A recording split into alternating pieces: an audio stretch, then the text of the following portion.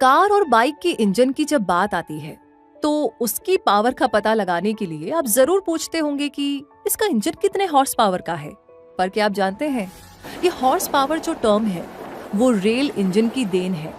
Steam engine की बात आते ही हमें लगता है कि जेम्स वॉट ने स्टीम इंजन बनाया था, पर नहीं।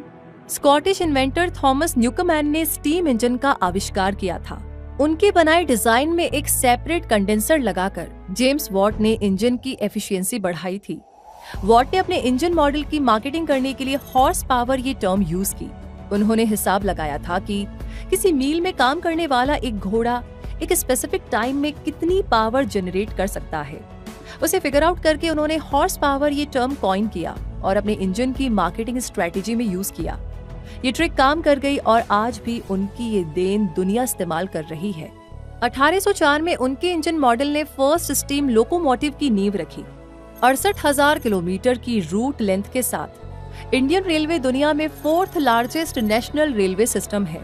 इसकी शुरुआत ब्रिटिश हुकूमत के दौरान 16 अप्रैल 1853 को हुई थी, जब बॉम्बे से थाने तक लगभग 34 किलोमीटर तक पहली बार रेल चली थी।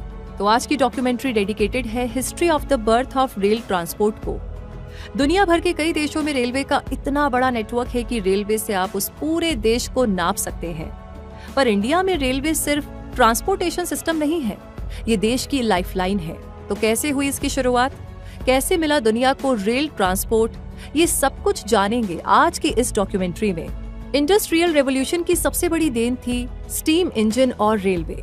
लोगों को यकीन हो गया था कि ये टेक्नोलॉजी दुनिया बदल कर रख देगी।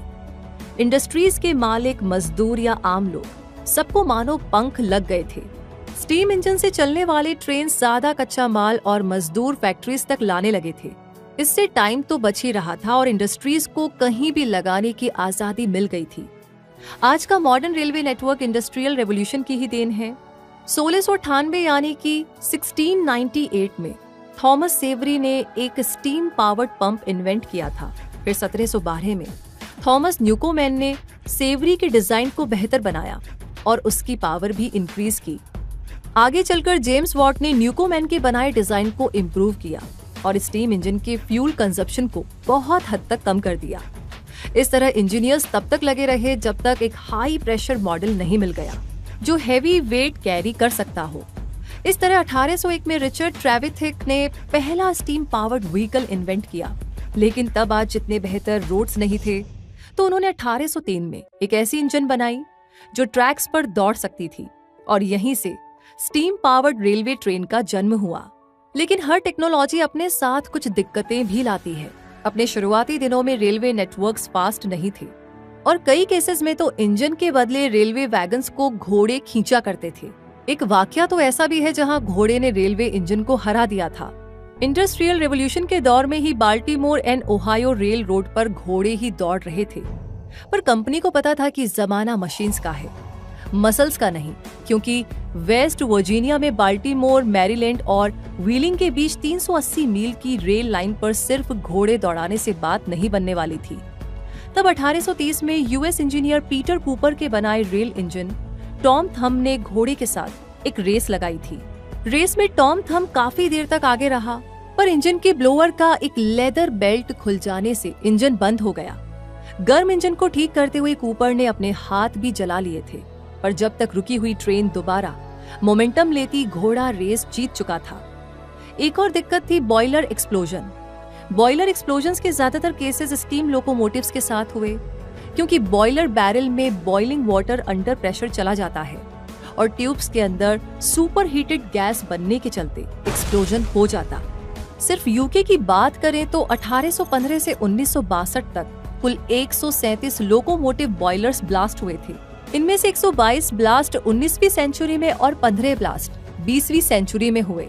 अगर आप स्टीम इंजन का इतिहास जानना चाहते हैं तो हमारी लाइब्रेरी में मौजूद documentary history of steam engine आपको जरूर से देखनी चाहिए। 25 जुलाई 1814 का दिन वो मौका था जो इतिहास में अपना नाम दर्ज करवा गया। जॉर्ज स्टीफेंसन और उनके बेटे रॉबर्ट ने मिलकर के पहला प्रैक्टिकल स्टीम लोकोमोटिव बना लिया था। इसे ट्रैवलिंग इंजन कहा गया, जो किलिंगवर्थ कोल माइन के लिए बनाया गया था। 1848 में जॉर्ज स्टीफेंसन के गुजर जाने के बाद उन्हें the father of the railways कहा जाने लगा। लेकिन दुनिया को अलविदा कहने से पहले ही उन्होंने रेलवे ट्रैक्स को इम्प्रूव किया और किलिंगवर्थ के साथ साथ कई और कोयला खदानों के लिए भी लोकोमोटिव्स बनाए। 1825 आते आते उनके इंजन को लोकोमोशन नाम दे दिया गया। 1825 में ही एक बिजनेसमैन के लिए उन्होंने डार्लिंगटन से स्टॉकटन तक एक रेलवे नेटवर्क लगवाया जो 450 लोगों को बिठाकर 25 मील तक चला। इसे दुनिया का पहला पब्लिक पैसेंजर स्टीम ट्रेन कहा गया। उनका अगला इंजन था रॉकेट, जो 36 माइल पर आवर तक दौड़ सकता था, जो लिवरपूल और मैनचेस्टर के बीच चला। इसे लोग आयरन हॉर्स कहते थे।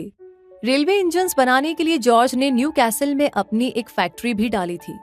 यहीं से शुरुआत हुई रेलवे एज की। 022 व्हील अरेंजमेंट वाले रॉकेट के फ्रंट में 16 फीट लंबी एक चिमनी लगी थी। बीच में लगा था एक सिलेंडर शेप वाला बॉयलर और सबसे पीछे एक सेपरेट फायर बॉक्स। अगले हिस्से में जो पहिए लगे थे वो लकड़ी के बने थे और 38 डिग्री एंगल पर लगे 2 एक्सटर्नल सिलेंडर से चलते थे। पीछे लगे छोटे पहियों को सामने वाले ड्राइविंग व्हील से जोड़ा नहीं गया था। इस तरह इसे 022 व्हील अरेंजमेंट मिला। एक सिलेंडर से एक पाइप पंप की ओर लगा था जो बॉयलर में पानी पंप करता था। एक वॉल्व से पानी की सप्लाई कंट्रोल की जाती थी। आज ये इंजन शिल्डन, इंग्लैंड के लोकोमोशन म्यूजियम में डिस्प्ले के लिए रखा गया है। रेलवे ट्रांसपोर्ट की हिस्ट्री में SNDR या स्टॉकटन एंड डार्लिंगटन रेलवे ने अंधेरे में मशाल का काम किया। 1825 से 1863 तक कंपनी ने पूरे नॉर्थ ईस्ट इंग्लैंड में अपनी सर्विस दी। इसका पहला रूट था शिल्डॉन में डरहम से डार्लिंगटन तक, जिसकी शुरुआत 27 सितंबर 1825 को हुई थी। ऑपरेशन के पहले ही दिन से ट्रेन चलाने के लिए कोल पार्ड वैगन यूज किए गए।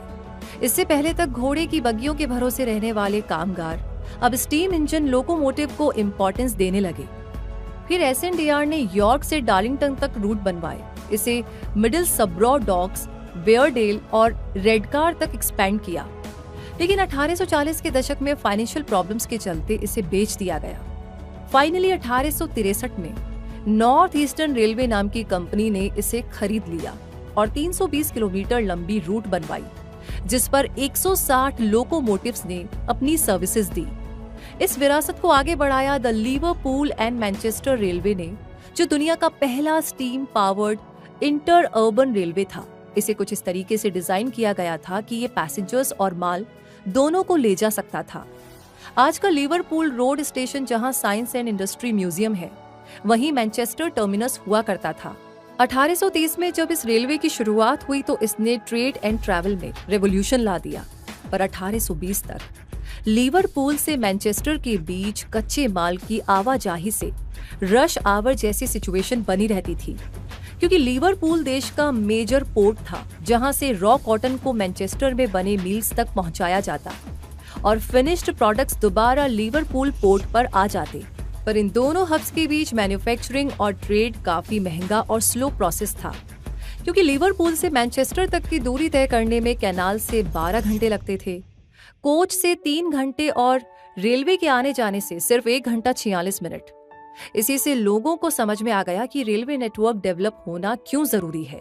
इसका असर ये हुआ कि पैसेंजर्स और गुड्स लिवरपूल से मैनचेस्टर तक तेजी से पहुंचने लगे, जिससे ट्रेड और इंडस्ट्री में जबरदस्त उछाल आया और मैन्युफैक्चरिंग हब के तौर पर मैनचेस्टर की ग्रोथ होने लगी। रेलवे हिस्ट्री के अर्ली एजेस में जब अलग अलग स्टीम इंजन डेवलप हो रहे थे, तो रेन हिल ट्रायल्स नाम से एक कंपटीशन हुआ था, जिसे एक हिस्टोरिक मोमेंट कहा जाता है। 6 से 14 अक्टूबर के बीच 1829 में हुए इस कंपटीशन में 4 रेल इंजन्स ने हिस्सा लिया था। इसमें जॉर्ज स्टीफेंसन का रॉकेट भी था और बाकी के 3 थे द सेंसपरेल, साइक्लोप और नोवेल्टी। इसमें साइक्लोप को एंट्री नहीं दी गई क्योंकि ये एक हॉर्स ड्रिवन इंजन था। जैसे आप ट्रेडमिल पर वॉक करते हैं तो जो मोशन जनरेट होता है उसे व्हील से जोड़ दिया गया था। क्योंकि ये रेस मशीन्स के बीच थी तो हॉर्स ड्रिवन साइक्लोप को रिजेक्ट कर दिया गया। तो फाइनली जब रेस पूरी हुई तो जॉर्ज स्टीफेंसन के रॉकेट ने बाजी मारी। 19वीं सेंचुरी में रेल रोड ईरा की शुरुआत ब्रिटेन से हो चुकी थी, जिसका असर पूरे यूरोप में दिखा। 1840 के दशक में ब्रिटिश पार्लियामेंट में लगभग 272 एक्ट्स पास हुए, जिससे रेलवे का ऐसा दौर शुरू हुआ कि उसे रेलवे मैनिया कहा गया। और ढेर सारी रेलवे कंपनीज को मंजूरी मिली। ब्रिटेन में रेलवे आने के 3 साल बाद 1828 में फ्रांस में भी इसकी शुरुआत हो गई। 1820 और 1830 के दशक में फ्रेंच रेलवे ज्यादातर खदानों से जुड़े रहे। नेपोलियन के काल में फ्रांस की इकोनॉमी लड़ाइयों की वजह से कमजोर हो चुकी थी, तो ब्रिटेन के मुकाबले फ्रांस में रेलवे नेटवर्क का स्लो प्रोग्रेस हुआ। 1842 आते आते फ्रेंच गवर्नमेंट ने प्राइवेट कंपनीज को रेलवे नेटवर्क बनाने के लिए सब्सिडी देने का ऐलान किया। इस दौरान जो रेलवे नेटवर्क बने वो पेरिस को दूसरे शहरों से जोड़ने के लिए था, पर पेरिस के अलावा बाकी शहर आपस में कनेक्ट नहीं हो पाए थे। पर 1880 आते आते फ्रांस ने भी रफ्तार पकड़ ली थी और 37,000 किलोमीटर से ज्यादा रेल रोड बन चुके थे और 1899 तक ब्रिटेन सिर्फ 30,000 किलोमीटर रेल रोड ही बना पाया था। यूरोप में रेलवे की ग्रोथ से जर्मनी भी अनछुआ नहीं रहा। रशिया, जर्मनी से 2 लोगों को इंग्लैंड भेजा गया वहां के रेलवे सिस्टम्स को देखने के लिए। इन दोनों ने ये कहा कि रेलवे को एक बड़े हिस्से के तौर पर सिविल इंजीनियरिंग में जोड़ देना चाहिए, जो अब तक नहीं किया गया था। 1835 में जर्मनी की मॉडर्न रेलवे हिस्ट्री शुरू हुई। 1838 में ब्रॉन्सविक और प्रशिया में स्टेट ओन रेलवे शुरू किए गए। 1840 के दशक में जर्मनी में रेलवे नेटवर्क का जबरदस्त एक्सपेंशन देखने को मिला और 1849 आते आते जर्मनी में लगभग 5,000 किलोमीटर रेलवे ट्रैक बिछा दिए गए। 1840 में रेलवे ट्रैक्स बनाने का जो काम जर्मनी में शुरू हुआ था, 1880 आते आते जर्मनी का लगभग 90% रेल लेंथ बना लिया गया था। तो जर्मनी के बाद रशिया में भी ट्रांसपोर्टेशन के मामले में रेलवे एक ब्रेक थ्रू लेकर आया, पर फ्रांस की तरह यहाँ भी रेल रोड्स बनने का काम काफी स्लो था। रशिया के जार निकोलस प्रथम के ऑर्डर पर 1838 में पहले फुल स्टीम लोकोमोटिव ऑपरेशन की शुरुआत हुई, जब रशिया को रियलाइज हुआ कि देश को जोड़ने के लिए रेलवे नेटवर्क कितना जरूरी है। तो लेट 19th और अर्ली 20th सेंचुरी में रशिया में रेलवे नेटवर्क के कंस्ट्रक्शन ने इतनी तेजी पकड़ी कि रेलवे लेंथ 30,000 किलोमीटर जा पहुंचा। रेल ट्रांसपोर्ट के डेवलपमेंट में रेलवे सिग्नल की बात करना बहुत जरूरी है। अर्ली सिग्नलिंग सिस्टम्स की बात करें तो पहले सिग्नलिंग सिस्टम्स मैनुअल हुआ करते थे। ट्रेन्स और स्टेशन स्टाफ के बीच फ्लैग सिग्नल से कम्युनिकेशन होती थी। ट्रेन ऑपरेटर्स और स्टेशन स्टाफ आपस में बात करने के लिए विजुअल कम्युनिकेशन और डायरेक्ट इंटरैक्शन पर डिपेंडेंट थे। इसके बाद 19वीं सदी में सेमाफोर सिग्नलिंग शुरू हुई। इस सिस्टम में मैकेनिकल आर्म्स या सेमाफोर्स को उनके पोजीशन पर लगाए जाते थे ताकि ट्रेन ऑपरेटर्स को इंफॉर्मेशन दी जा सके। अलग अलग इंडिकेटर्स अलग अलग जानकारी देते, जैसे सिग्नल क्लियर है, कॉशन और स्टॉप। ट्रेन ऑपरेटर को एक निश्चित दूरी से ये सिग्नल दिख जाते थे। जैसे जैसे रेलवे नेटवर्क एक्सपैंड होता गया, ज्यादा कॉम्प्लेक्स सिस्टम की जरूरत पड़ी और इस तरीके से आया मैकेनिकल इंटरलॉकिंग। लेवर फ्रेम्स और इंटरलॉकिंग मैकेनिज्म्स को सिग्नल बॉक्स में इंस्टॉल किया जाने लगा, जिससे सिग्नल ऑपरेटर्स ट्रेन के रूट को सेट कर देते और ट्रेन्स की आवाजाही के लिए ट्रैक स्विच को कंट्रोल करते। इससे आपस में ट्रेन्स की टक्कर को रोका जा सका और ट्रेन ऑपरेशन स्मूथ बना। इसके बाद ये सिग्नलिंग सिस्टम मैकेनिकल से इलेक्ट्रिकल में कन्वर्ट हुआ, जिससे टाइम और मैन पावर दोनों की बचत होने लगी। 20वीं सदी की शुरुआत में कलर लाइट सिग्नलिंग पॉपुलर हुआ और इससे सेमाफोर सिग्नल आर्म्स को रिप्लेस कर दिया गया। इन इलेक्ट्रिकली ऑपरेटेड सिग्नल लाइट्स में ट्रैफिक की ही तरह ग्रीन क्लियर के लिए, येलो कॉशन और रेड स्टॉप यानी रुकने के लिए ये मैसेज दिया जाने लगा। कलर लाइटिंग से विजिबिलिटी भी बढ़ी और मिस इंटरप्रिटेशन के चांसेस भी कम हुए। मिड 20th सेंचुरी में सेंट्रलाइज्ड ट्रैफिक कंट्रोल सिस्टम के आने से बढ़ते रेलवे ऑपरेशंस में मल्टीपल ट्रेन मूवमेंट्स को कंट्रोल किया जाने लगा। इससे सेफ्टी और एफिशिएंसी दोनों बढ़ी। आज के मॉडर्न रेलवे सिग्नल्स को कंप्यूटर बेस्ड ट्रेन कंट्रोल कहा जाता है। ऐसे कंट्रोल सेंटर से कॉन्टिन्यूअस डेटा एक्सचेंज पॉसिबल है और ऑटोमेटिक ट्रेन प्रोटेक्शन फीचर्स से पैसेंजर्स की सेफ्टी बढ़ी है। तो ऐसी ही टेक्नोलॉजी ने ट्रेन्स को हाई स्पीड बनाया है। इंडियन रेलवे की बात करें तो आज इंडियन रेलवे आर्टिफिशियल इंटेलिजेंस से रेलवे ट्रैक्स की मॉनिटरिंग करवा रहा है। रेलवे ट्रैक्स की मरम्मत और रिप्लेसमेंट के लिए AI जनरेटेड कैलेंडर यूज हो रहे हैं। साथ ही सिस्टम के फेल होने की गुंजाइश का पता भी AI से लगाया जा रहा है, ताकि वक्त रहते एडवांस्ड होती कम्युनिकेशन से अलर्ट जारी किया जा सके। आज दुनिया भर के जिन भी देशों में रेलवे एक मेजर ट्रांसपोर्ट है, वहां शहरों को बसाने में रेलवे ने ही सबसे ज्यादा योगदान दिया है। एग्जाम्पल के तौर पर कॉलोनियल इंडिया की बात करेंगे। 2021 में पब्लिश्ड एक रिपोर्ट में ये पाया गया कि 1881 से 1931 के बीच इंडिया के जिन जिन शहरों में अंग्रेजों ने रेलवे नेटवर्क डेवलप किया, वहां के शहरों में लोगों की आबादी काफी बढ़ी। कॉलोनियल पीरियड में साउथ एशिया के देश जैसे इंडिया, बांग्लादेश, म्यांमार और पाकिस्तान में जो अर्बनाइजेशन हुआ था वो इंटरनेशनल कंपैरिजन में बहुत ही कम था। 1872 तक 10% से भी कम लोग शहरों में रहते थे। आज साउथ एशिया के वो शहर जो बहुत बड़े हो चुके हैं, वो वही शहर है जो 1931 तक बड़े शहरों में गिने जाते थे। 1931 तक इंडिया में लगभग 40,000 किलोमीटर तक रेलवे का एक्सपेंशन हो चुका था। इसकी वजह थी कॉटन का एक्सेस पाना, ब्रिटिश कॉलोनीज को यूनिफाइड रखना, मिलिट्री थ्रेट्स पर क्विक रिस्पॉन्ड करना और कमर्शियल रिटर्न पाना। पैरेलली यूएसए में भी रेलवे नेटवर्क का इम्पैक्ट दिखाई देने लगा था। कुछ इम्पैक्ट्स को यहाँ पर डिस्कस कर लेते हैं, जैसे कि ट्रांस कॉन्टिनेंटल रेल रोड ने एक तरह से अमेरिका को बदल करके रख दिया था। कहा जाता है कि इसने वेस्टर्न यूएस की अहमियत समझाई। एक्सपर्ट्स कहते हैं कि ट्रांस कॉन्टिनेंटल रेल रोड ने वेस्ट को दुनिया से मिलाया और दुनिया को वेस्ट से। कैलिफोर्निया जो एक वक्त पूरी तरह से आइसोलेटेड प्लेस था, वो देश की इकोनॉमिक और पॉलिटिकल फोर्स बनकर के उभरा और यूएसए की ग्रोथ का हिस्सा बन गया। 1880 तक ट्रांस कॉन्टिनेंटल रेल रोड से लगभग $50 मिलियन के गुड्स हर साल ट्रांसपोर्ट हो रहे थे। वेस्टर्न हिस्से में उगाए जा रहे अनाज और रॉ मटेरियल्स जब ईस्ट कोस्ट मार्केट्स में और ईस्ट कोस्ट सिटीज में मैन्युफैक्चर्ड सामान जब वेस्ट कोस्ट में रेल रोड से जाने लगे तो इंटरनेशनल ट्रेड को बढ़ावा मिला। ट्रांस कॉन्टिनेंटल रेल रोड ने ट्रैवल का कॉस्ट 85% तक कम कर दिया था। 1860 के दशक में अगर आप घोड़े की बग्गियों से पूरे यूएसए को घूमने का प्लान बनाते तो लगभग $1,000 का खर्चा आता, तो आज के हिसाब से $20,000 पड़ता। लेकिन रेल रोड के आने से कॉस्ट टू कॉस्ट ट्रिप 85% यानी कि 85% तक कम हो गया। इससे अब अमेरिकन दिल खोलकर घूमने लगे और कम समय में ज्यादा दूरी तय करने लगे। रेलवे ने यूएसए में माइग्रेशन को भी बढ़ावा दिया। लोग जहाजों से अटलांटिक पार करके यूएसए में आते और ट्रेन पकड़ के देश भर में फैल जाते। वहां जहां पैसे कमाने का जरिया था, फैक्ट्रीज थी और जहां लेबर की जरूरत थी, तो देश भर में लगभग 7,000 शहर और टाउन्स यूनियन पैसिफिक डिपो और वाटर स्टॉप्स बन गए। सबसे बढ़कर ट्रांस कॉन्टिनेंटल रेल रोड का ये असर हुआ कि पूरे देश में एक आत्मविश्वास जाग उठा था कि देश अब आगे बढ़कर अपनी पहचान बना सकता है। लोगों के एम्बिशंस बढ़ने लगे थे, वो आगे बढ़कर कुछ अचीव करने की चाहत रखने लगे। Transcontinental railroad America के लिए symbol of growing industrial power बन गया था। इसे अमेरिका के इतिहास में एक ट्रांसफॉर्मेटिव मोमेंट गिना जाता है। सारी चीजें सिर्फ पॉजिटिव ही नहीं हुई। रेल रोड नेटवर्क के बढ़ने से जब बाहर से लोग यूएसए आने लगे तो नस्ल भेद के मामले बढ़ने लगे। कैलिफोर्निया में रेशियल टेंशन्स देखने को मिल रहे थे। अब ईस्ट कोस्ट और यूरोप से लोग बड़ी आसानी से कैलिफोर्निया पहुंचने लगे थे, जहां माइग्रेटेड लेबर्स रहते थे, तो रेसिज्म के केसेस में काफी उछाल आया। चाइनीज लोग बहुत ज्यादा यूएसए में आ पहुंचे थे, तो उन्हें रोकने के लिए 1882 में चाइनीज एक्सक्लूजन एक्ट लाया गया।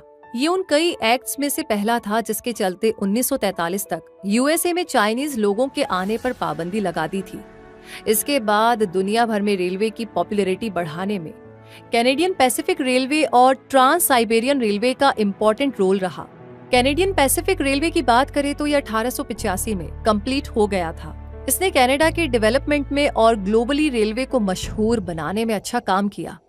जैसे कनाडा के बड़े बड़े जमीन के टुकड़े जो खेती करने लायक फर्टाइल लैंड थे, वहां इमिग्रेंट्स पहुंचने लगे और देश के एग्रीकल्चर और इकोनॉमिक ग्रोथ का हिस्सा बन गए। देश के ईस्ट और वेस्ट को जोड़ते हुए इसने सोशल इंटीग्रेशन को बढ़ावा दिया।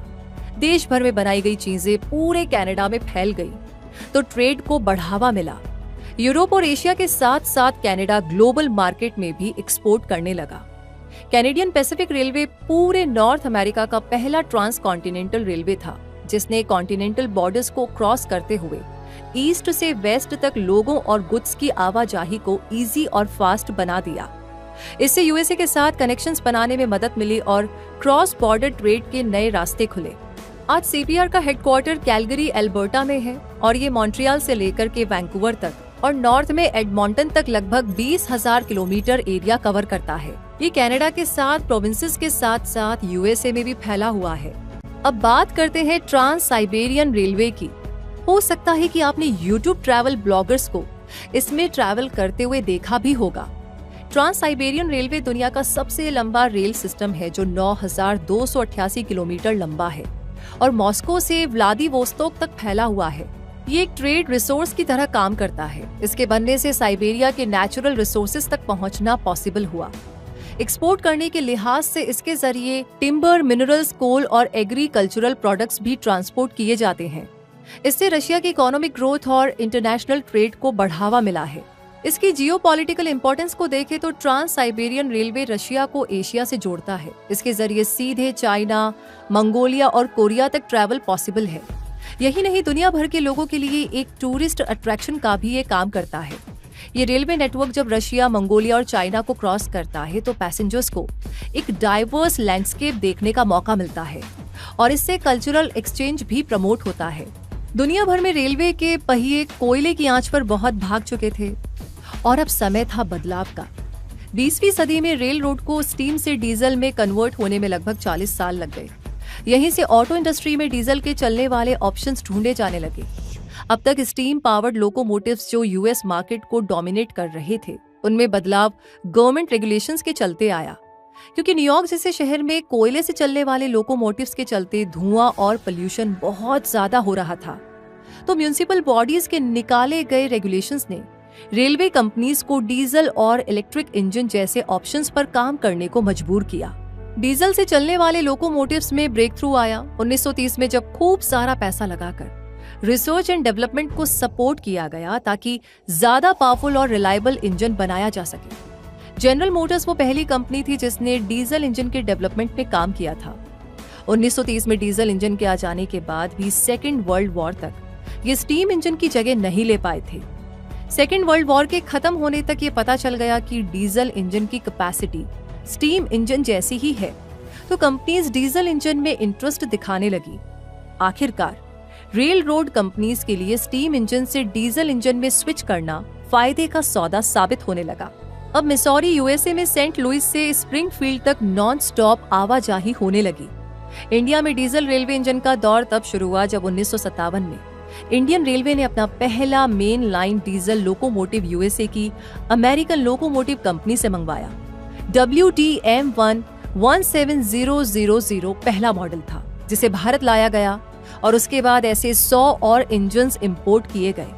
इन्हें eastern and south eastern railway को दिया गया था। W का मतलब था ब्रॉड गेज, D से डीजल और M से मिक्स्ड, यानी ये इंजन सामान और पैसेंजर्स दोनों ट्रेन खींचने के काम में लगाए गए थे। लगभग 111 टन के ये इंजन मैक्सिमम 104 किलोमीटर की रफ्तार पकड़ सकते थे, जो समय के लिहाज से काफी तेज थे। इससे पूरी रेल इंडस्ट्री को बहुत फायदा हुआ था। लगभग 40 साल की सर्विस के बाद 1990 में WDM1 के सभी इंजन्स को सर्विस से हटा दिया गया। इंडिया में बना पहला सबसे पावरफुल डीजल लोकोमोटिव इंजन है भीम 5500 HP। इसे बनारस की डीजल लोकोमोटिव वर्क्स यानी कि DLW और research standards and development organisations यानी कि RDSO ने जॉइंटली बनाया था, एक US company electromotive diesel INC के सपोर्ट से। तो इंडियन रेलवे ट्रैक्स पर दौड़ने वाला Bhim one of the strongest diesel engine है जो 5500 या 5500 हॉर्स पावर जनरेट करता है। 17 करोड़ में बना ये इंजन 7500 लीटर फ्यूल कैपेसिटी के साथ लॉन्ग डिस्टेंस कवर कर सकता है बिना रिफ्यूलिंग के। ब्रिटेन से निकले स्टीम इंजन की ये टेक्नोलॉजी दुनिया भर में इसलिए भी फैल पाई थी क्योंकि इंडस्ट्रियल रेवोल्यूशन से प्रोड्यूस की गई चीजों को दुनिया भर के मार्केट में पहुंचाने के लिए और इंडस्ट्रियल रेवोल्यूशन को और ज्यादा बूस्ट देने के लिए ब्रिटेन और फ्रांस जैसे देश जो दुनिया भर में अपनी कॉलोनीज बसा चुके थे, वो स्टीम इंजन ऑपरेटेड बोट्स और लोकोमोटिव्स चलाने लगे थे। इसी वजह से इंडिया में रेलवे नेटवर्क की नींव पड़ी और बंबई से थाने तक इंडिया में पहली बार ट्रेन चली। ट्रेनों से कच्चा माल और कामगारों को बंदरगाहों पर ले जाया जाने लगा। रॉ मटेरियल्स और सस्ते वर्कफोर्स की सप्लाई होने लगी। इसलिए यूरोप, फिजी, मॉरिशस और अफ्रीका में जहां कहीं भी इंडियन कम्युनिटी है, वहां के बहुत से लोगों के पूर्वज इंडस्ट्रियल रेवोल्यूशन के दौर में शिफ्ट हुए थे। 1947 में देश की आजादी तक ब्रिटिश कॉलोनियल पीरियड में इंडिया में लगभग 54,000 किलोमीटर रेल ट्रैक डेवलप हो चुके थे और अगले 75 सालों में 14,000 किलोमीटर रेलवे ट्रैक्स जोड़कर इसका दायरा बढ़ा दिया गया। ब्रिटिश एरा में ज्यादातर रेलवे सेंट्रल इंडिया से देश के मेजर पोर्ट सिटीज तक इसलिए कनेक्ट किया गया ताकि देश से लूटा हुआ सामान ब्रिटेन ले जाया जा सके। लुटेरों की अंग्रेजी हुकूमत ने भारत में अपने 200 सालों के राज में आज के हिसाब से लगभग 45 ट्रिलियन डॉलर की लूट की। 1 ट्रिलियन यानी 1 लाख करोड़ होता है। अब इसे आप 45 से गुणा कर लीजिए और फिर गुणा कीजिए $1 की वैल्यू 80 या 82 रुपए से। आज हम रेलवे को डेवलपमेंट की नजर से देखते हैं, पर ब्रिटिश एरा में अंग्रेजों के लिए ये लूटी गई प्रॉपर्टीज को चुराने का जरिया था।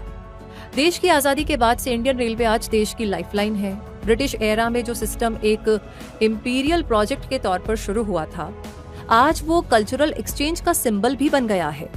इंडियन रेलवे का influence post colonial literature, cinema, television और टूरिज्म पर दिखता है। प्रोफेसर अरूप चैटर्जी ने अपनी किताब the purveyors of destiny, a cultural biography of the Indian railways में इसके बारे में डिटेल में लिखा है। Rudyard Kipling, mark Twain, R.K. Narayan और रस्किन बॉन्ड जैसे वर्ल्ड फेमस राइटर्स ने अपनी कहानी और किताबों में इंडियन रेलवे और इसके स्टेशंस को जगह दी। इंडियन रेलवे ने आज देश को कल्चरली, सोशली और इकोनॉमिकली एक धागे में पिरोकर रखा है। फॉर्मर रेलवे मिनिस्टर सुरेश प्रभु ने भी इंडियन रेलवे पर इतनी डिटेल्ड रिसर्च करने के लिए इस किताब की तारीफ की है। रेलवे टेक्नोलॉजी आज देश की तरक्की की रीढ़ की हड्डी बन चुकी है और इसका सबूत है वंदे भारत एक्सप्रेस, जो GPS based passenger information system, bio vacuum toilets और रोटेशनल सीट्स जैसी फैसिलिटी देता है। ये देश की पहली इंजन लेस ट्रेन है जो self propelled electric multiple unit से चलती है। पर 21वीं सेंचुरी अब और powerful electromagnet driven high speed train की ओर जा चुकी है। इसे मैगलेव ट्रेन कहते हैं, जो मैग्नेटिक लेविएशन का शॉर्ट फॉर्म है। ये मैग्नेटिक रिपल्शन एंड अट्रैक्शन के प्रिंसिपल पर काम करती है और मिलता है high speed transportation. Normal railway tracks पर चलने के बदले ये maglev trains powerful magnetic fields पर फ्लोट करती हैं। इसमें व्हील्स या एक्सेल्स की जरूरत नहीं पड़ती है। यहाँ पर ट्रैक्स के बदले गाइडवेज होते हैं और ये गाइडवेज और रेल के नीचे सुपर कंडक्टिंग मैग्नेट्स या इलेक्ट्रोमैग्नेटिक कॉइल्स होते हैं, जो स्ट्रॉन्ग मैग्नेटिक फील्ड प्रोड्यूस करते हैं और ट्रेन को मिलती है super fast speed. Maglev train system का एक सक्सेसफुल एग्जांपल है शंघाई मैगलेव ट्रेन, जो चाइना में चलती है। इसकी हाईएस्ट स्पीड है 431 किलोमीटर पर आवर। व्हील्स और एक्सेल्स नहीं होने से इसमें मेंटेनेंस की जरूरत बहुत ही कम पड़ती है। ये ज्यादा नॉइस पोल्यूशन नहीं करती है और हाई स्पीड ट्रेन से कहीं भी जाने में कम से कम वक्त लगता है। तो आज की इस documentary birth of rail transport में हमने देखा कि किस तरह इंडस्ट्रियल रेवोल्यूशन से निकली ये टेक्नोलॉजी दुनिया भर में trade, transport, economy, industrialisation, globalisation, cultural exchange और देश की यूनिटी को सिंबलाइज कर रही है। रेलवे सिर्फ एक टेक्नोलॉजी नहीं है, डेवलप्ड से लेकर के डेवलपिंग कंट्रीज के लिए ये एक रेवोल्यूशन है। उम्मीद है आपने इस डॉक्यूमेंट्री को एंजॉय किया। ऐसी ढेरों डॉक्यूमेंट्रीज हमारी लाइब्रेरी में मौजूद है। जब भी टाइम मिले जरूर एक्सप्लोर कीजिएगा, शेयर कीजिएगा और रूबी आपसे मिलेगी जल्दी ही और नई और इन्फॉर्मेटिव डॉक्यूमेंट्रीज के साथ। तब तक के लिए आपसे कहूंगी धन्यवाद।